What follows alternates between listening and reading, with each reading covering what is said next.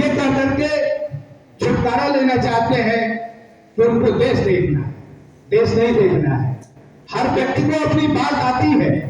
अभी छत्तीसगढ़ में चुनाव था, 100 बार से छत्तीसगढ़ के लोगों को धोखा दिया जा रहा है। पहली बार 18 के चुनाव में हमारे राष्ट्रीय अध्यक्ष जी रामलाल साहू जी ने काफी मशक्कत की, काफी लोगों को वहां टिकट मिला, लेकिन एक बात कह करके लोगों ने सत्ता हासिल कर ली कि ताम्रध्वज साहू जी इस बार प्रदेश के मुख्यमंत्री बनेंगे और पूरा साहू समाज एकत्रित होकर के एक धारा में पिरो करके कांग्रेस को वोट दिया और वोट देने के बाद फिर ठगा गया। उसे मुख्यमंत्री नहीं बनाया गया, गृह मंत्री बना करके छोड़ दिया। ठीक उसी तरह इस बार भी मैं छत्तीसगढ़ में था, नरेंद्र मोदी जी आए हुए थे। उन्होंने कहा कि मैं साहू समाज का हूं, आपके बगल के राज्य में राज्यपाल दिया हूं, आपके प्रदेश में प्रदेश अध्यक्ष दिया हूं। लोगों ने हुट्टी की कि मुख्यमंत्री चाहिए, तो उन्होंने कहा बना लो। लोगों ने बना लिया, सरकार बना ली। जब मुख्यमंत्री बनाने की बात आई तो आदिवासी को बना दिया, इसलिए कि उनको यह पता है कि यह समाज हम कहेंगे तब भी और नहीं कहेंगे तब भी वोट भारतीय जनता पार्टी को करेगा।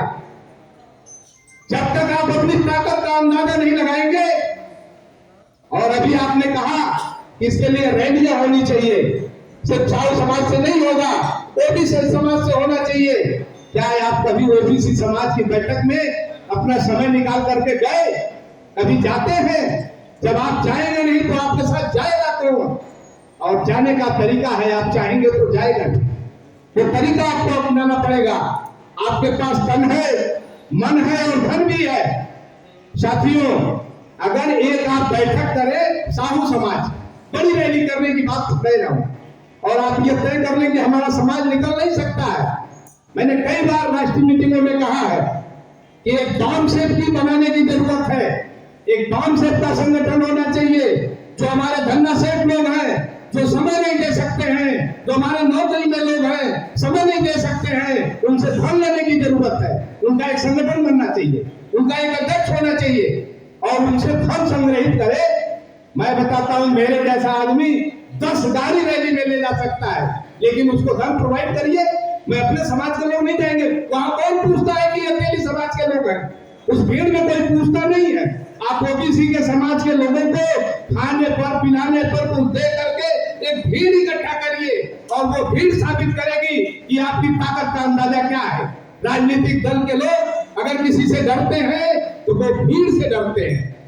जिस दिन आप भीड़ इकट्ठा कर देंगे, उस दिन आपका हक हकूक मिल जाएगा।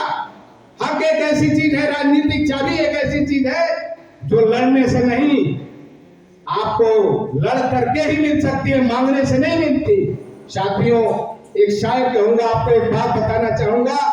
चमन को सींचने में कुछ पत्तियां झड़ गई होंगी, चमन को सींचने में कुछ पत्तियां झड़ गई होंगी, यही इल्जाम मुझ पे लग रहा है बेवफाई का।